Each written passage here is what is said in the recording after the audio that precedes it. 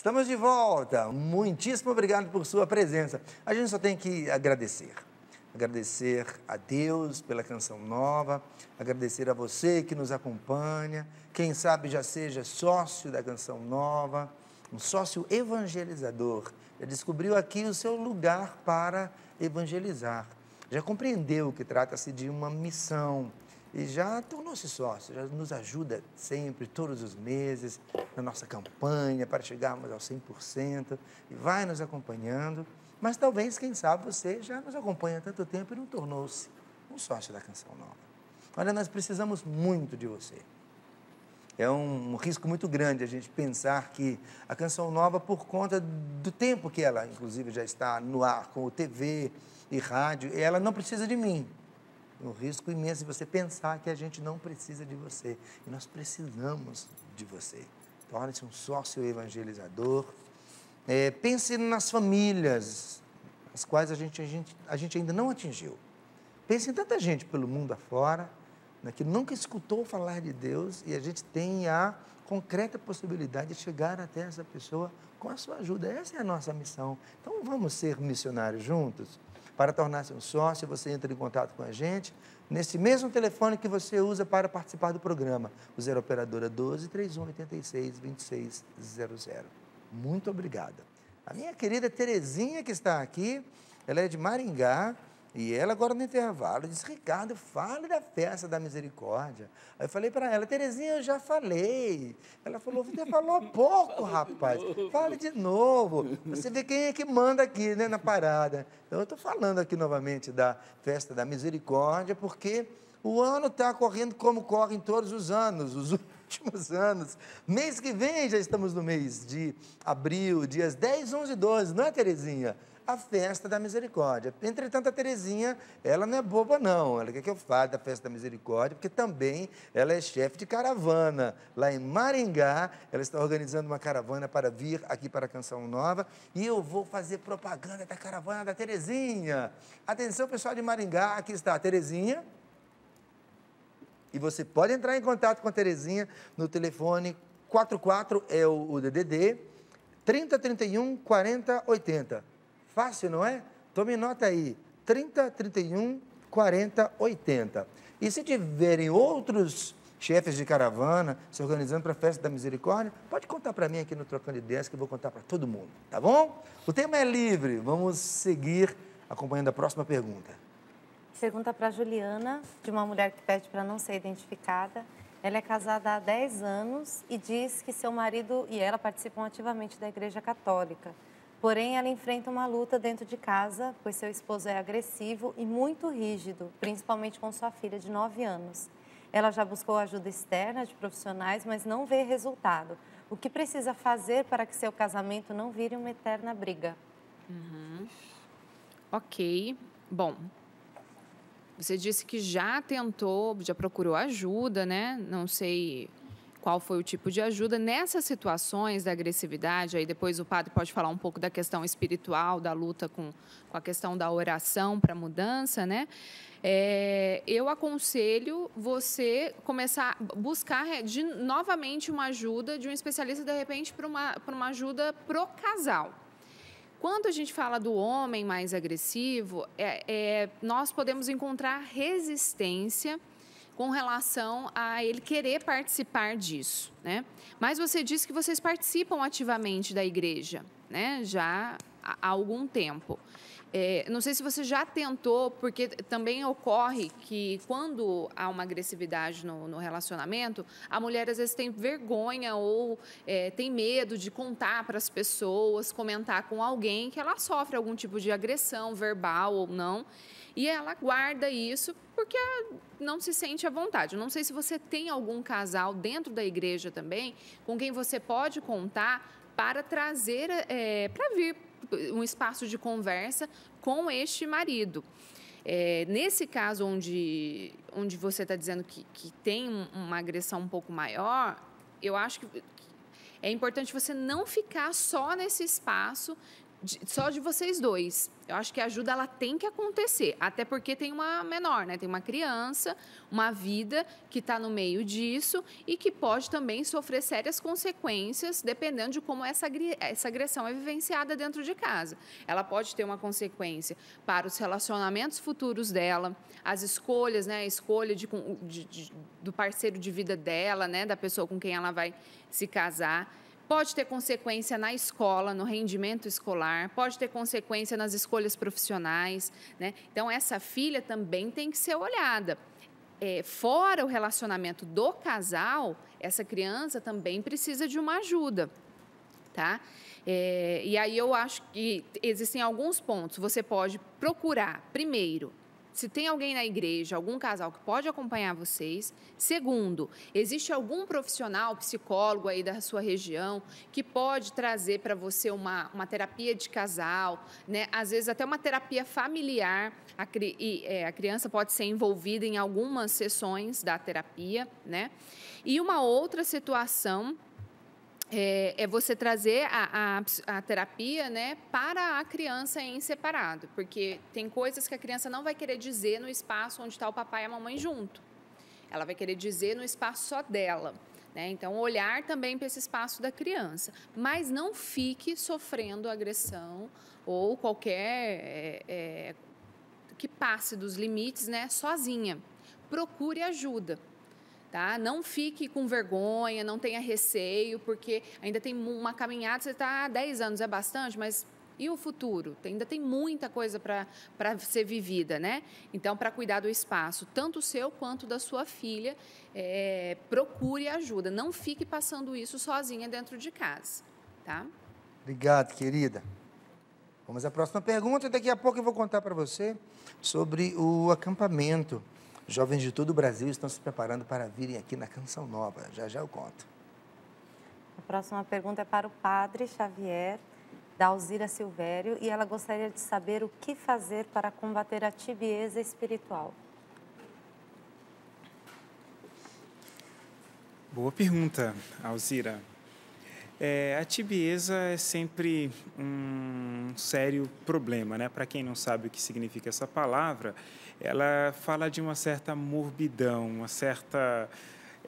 uma pouca vontade de movimentar-se, né? Exatamente isso que quer dizer tibieza. Então, a pessoa começa a ter uma vida, às vezes, muito acomodada, muito sem gosto.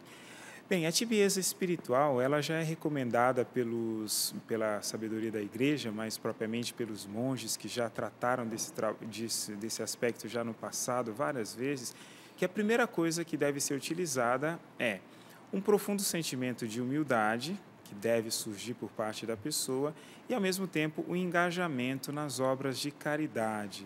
E obras de caridade aqui, no nosso tempo, pode ser confundido com ONG, com esse tipo de coisa, mas não é exatamente isso, não.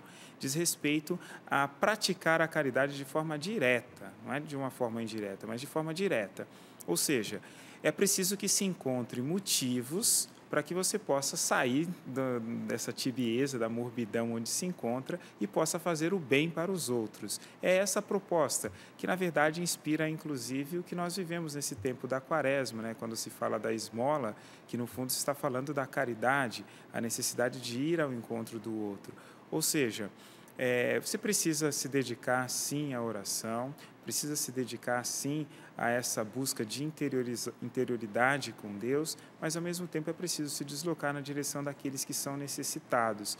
Procure, né, para você vencer a tibieza, procure começar a se envolver com pessoas que você já sabe que têm necessidade de companhia, visitar doentes, pessoas que assim estão necessitadas, porque isso vai produzindo em você um sentimento de utilidade das suas ações religiosas, que é exatamente isso que a tibieza acaba matando. Parece que é inútil fazer qualquer coisa com o sentimento de estou fazendo para Deus, mas é o contrário. Você deve buscar encontrar isso, que existe uma utilidade, e essa utilidade é espiritual, mas também uma utilidade prática nessas ações religiosas de caridade, de ajudar, de ir ao encontro de quem precisa, de dar atenção a quem está abandonado, coisas assim. Obrigado, Padre. Um dos acampamentos mais queridos aqui na Canção Nova, acampamento Jovens Sarados. Tome nota, por gentileza, de 20 a 22 de março, aqui na sede da Canção Nova, em Cachoeira Paulista. O tema é Consagra a tua juventude a Deus. Estarão presentes o padre Ivan Paixão, padre Roger Luiz, padre Edmilson Lopes, padre Bruno Costa, Frei Gilson e Emanuel Stênio. Informações sobre este acampamento e outros no endereço eventos.cançãonova.com. Eu repito a data, 20 e 22 de março, de 20 a 22 de março, perdão, aqui na Canção Nova, acampamento Jovens Sarados, consagra tua juventude a Deus. Quem sabe você não tenha participado ainda e agora é uma excelente oportunidade para que você venha. Vamos seguir respondendo sua pergunta. Próxima pergunta é para o professor Felipe, da Eunice Bittencourt. Ela gostaria de saber quando começou a devoção aos santos e se esse assunto já foi mencionado em algum conselho. Outras internautas também pedem orientação de como se posicionar a respeito da devoção aos santos enquanto adoração. Olha, a devoção aos santos é antiquíssima. Já do primeiro século a gente encontra isso, né? Por exemplo, lá nas catacumbas de Roma, catacumba de São Calixto e tantas outras ali, os cristãos celebravam a missa sob o túmulo dos mártires. Por quê? Pedindo exatamente a intercessão deles, né?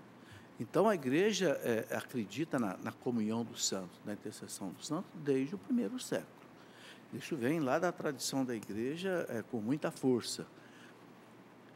E a igreja sempre experimentou a eficácia disso, né? Tanto assim que na oração, numa das orações eucarísticas, tem uma passagem belíssima que diz: os santos intercedem por nós sem cessar diante de Deus.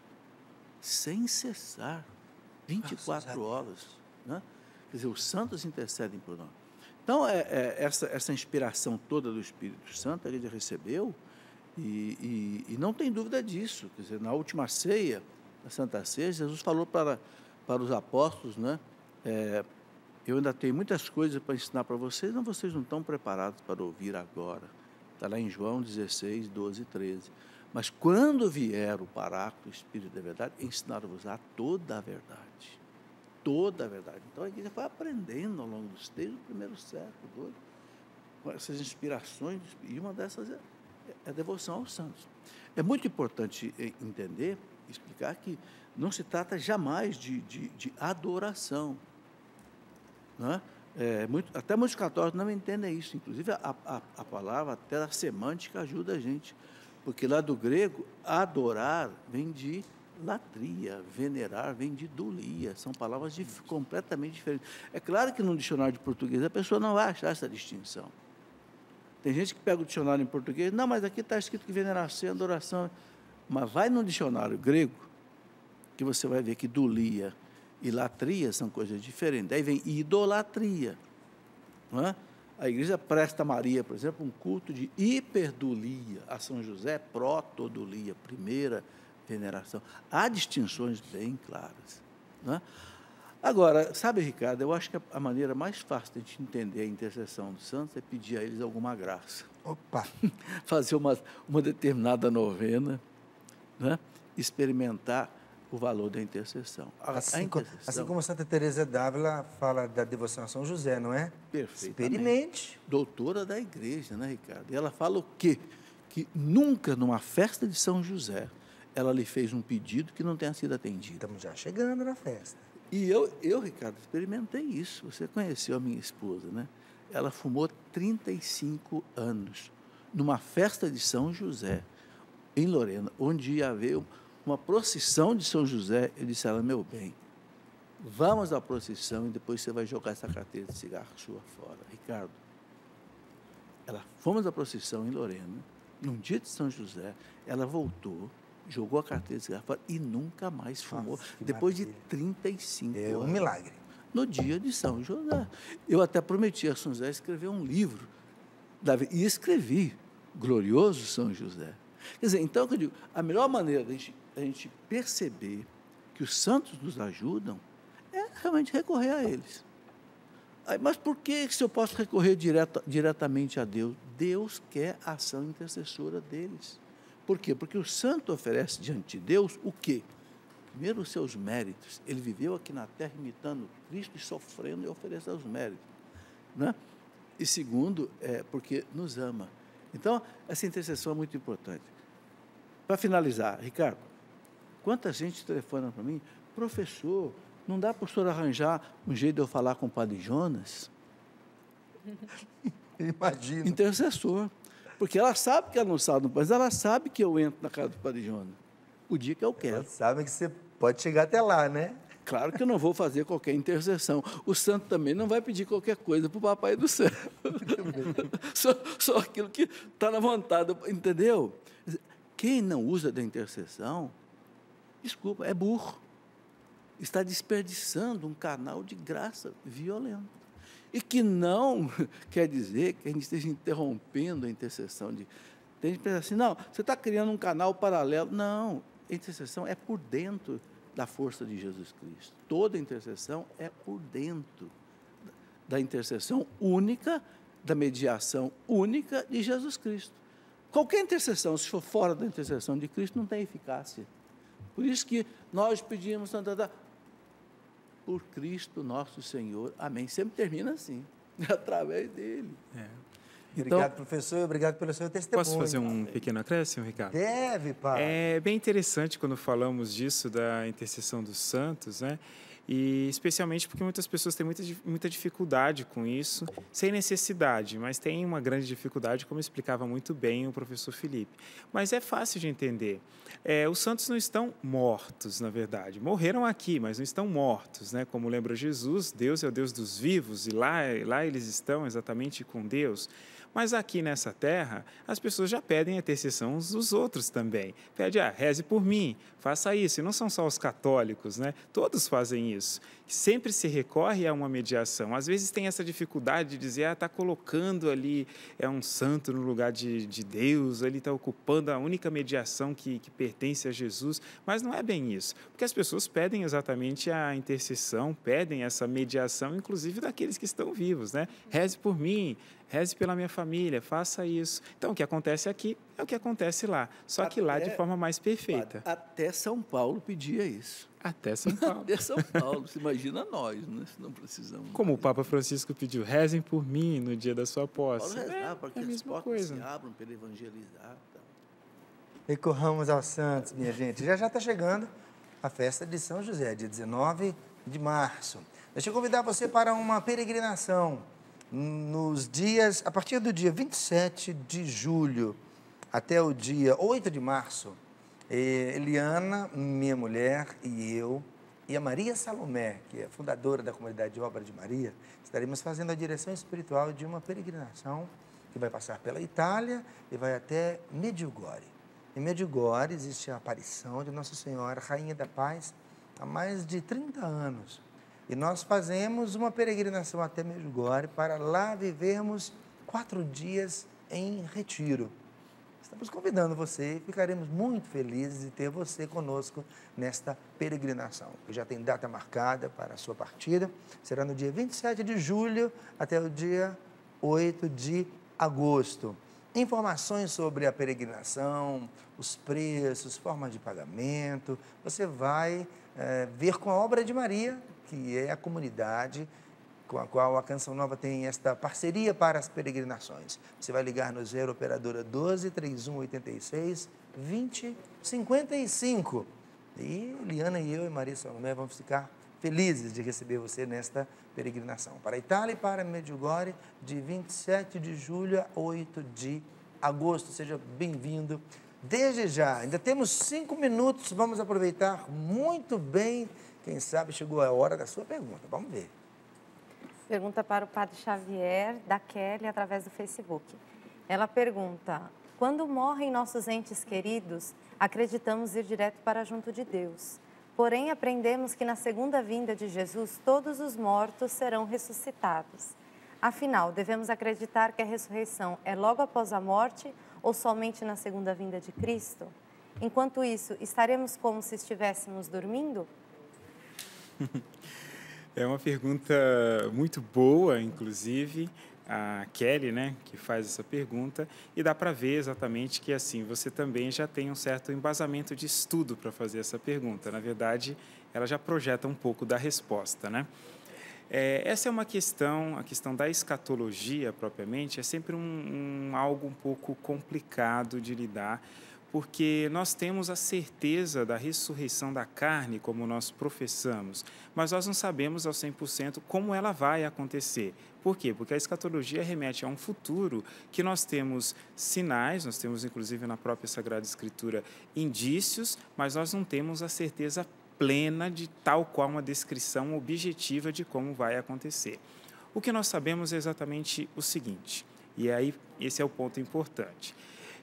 Primeiro, eles estão junto de Deus? Sim, estão junto de Deus. Então, ressuscitaram exatamente na hora da sua morte? Não, a ressurreição está reservada ao último dia. Então, uma questão propriamente filosófica que vai ser colocada e se não tem o corpo, a alma se separou do corpo, o homem é corpo e alma, então o que ficou? Bem, a resposta dada, inclusive, pelo nosso Papa Emérito, né, Bento XVI, é exatamente que a nossa humanidade, até o momento da ressurreição, será sustentada pela humanidade de Cristo.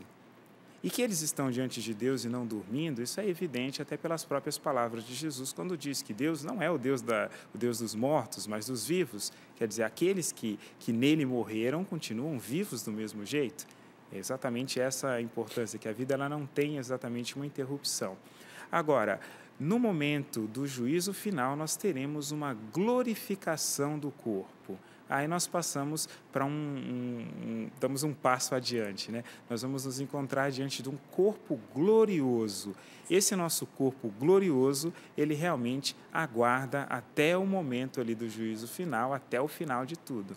Até esse momento, a humanidade de Cristo sustenta a nossa humanidade, né? Fazemos parte do corpo de Cristo, estamos inseridos nele.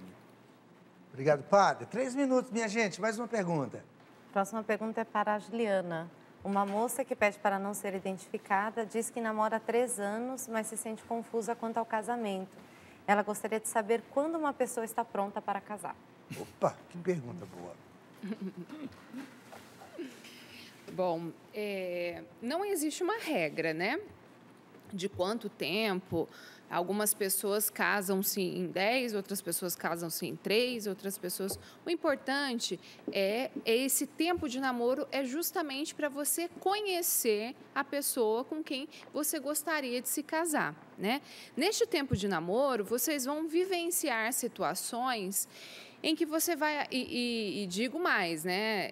Existem situações que só serão realmente, você vai poder conhecer de fato o seu esposo, a pessoa que está com você, quando você se casar, no dia a dia, né? Então, nada garante, assim, que, eu namorei 10 anos, eu conheço de que, não, vai ter situação que você se casou, você percebeu certas coisas dentro do dia a dia de casal que você não tinha percebido porque a convivência não permitia, porque vocês moravam em casas separadas, né? Vocês não tinham ali o dia a dia. Então, para você que está nesse tempo de namoro, é um momento de você fazer perguntas, é um momento de você vivenciar situações para verificar se elas estão coerentes com aquilo que você espera para a sua vida e assim dar o passo do casamento, né? Então, é um momento em que você vai tanto identificar coisas que vocês gostam e que compartilham, né, da mesma ideia, quanto coisas que vocês divergem, opiniões. Eu digo o seguinte, que o principal para você ter num relacionamento, você pode até ter gostos diferentes, você gostar de uma massa, ele gosta de uma carne, você gosta de determinada música, ele de outro cantor, isso se complementa, né? Mas os valores que vocês têm, esses sim devem ser compartilhados. Os sonhos, os projetos de vida devem ser compartilhados. Se você se casa com alguém, pensando uma pessoa que não tem o projeto de ter filhos, por exemplo, acontece. Eu me casei com uma pessoa, o meu sonho é ter um filho, mas o meu companheiro não quer ter. E aí? São projetos de vida que, quando você se casar, você vai se deparar. Então, tem gente que diz assim, quando casar muda, né? O tempo do namoro é um momento para você verificar isso, principalmente sonhos juntos, projetos. Se vocês têm esses mesmos valores de vida e sonhos, projetos compartilhados, a tendência é que o relacionamento dê muito certo, embora vocês tenham diferenças de gostos. Não tem problema. Mas, se você tem um projeto de vida muito diferente do outro, isso vai aparecer no casamento. Então, eu tenho a intenção de não ter filhos, por exemplo. Isso vai aparecer. Eu tenho a intenção de... Não sei, eu quero construir uma casa e o outro não. O outro pensa que não precisa ter a construção de uma casa, que as finanças não precisam ser bem elaboradas. Eu vou ter problema. Então, principal, sonho junto, valores juntos, para você ver se está indo para o caminho certo do casamento. Obrigado, querida. Mais uma pergunta para o professor. A pergunta é da Diane Almeida, de 26 anos. Ela é de Xinguará, no Pará. Ela pergunta quais são os pecados mortais e se depois de confessados, eles são totalmente apagados. Não há uma lista de pecados mortais. O que a igreja diz é que o pecado mortal ele tem um objeto grave. Né? Santo Afonso de Ligório dizia assim, quando você comete um pecado mortal, a tua consciência pesa, tira o teu sono. Né? Você faz um mal para uma pessoa, não sei, calunia uma pessoa, ou rouba um dinheiro de uma pessoa, a consciência vai pesar. Normalmente, o objeto do pecado mortal são os 10 mandamentos. Os 10 mandamentos que Cristo colocou como norma da moral católica. Então, ferindo gravemente alguns dos 10 mandamentos, você está cometendo um pecado mortal. Matar, roubar, prostituir, adulterar, né? Desejar as coisas dos outros e tal. Agora, em dúvida, a pessoa deve confessar. Eu não sei se foi pecado mortal, se não foi, confessa. Você vai ficar livre de qualquer jeito, entendeu? Agora, basicamente é isso, a consciência pesa se você fere um dos 10 mandamentos da igreja. Obrigado, professor. Já é final do nosso programa, o nosso agradecimento. Obrigado, Juliana. Obrigado, querida, por sua participação, sua recepção aí dos nossos internautas. Padre, muito obrigado. Por favor, eu comecei o programa dizendo como é bom ter um padre perto da gente, especialmente para nos trazer a bênção de Deus. Então, que eu peço essa noite que o Senhor possa abençoar a nós, possa abençoar a todos aqueles que acompanham esse programa, nos concedendo cada vez mais a capacidade de amá-lo e de reconhecê-lo através dos fatos, né?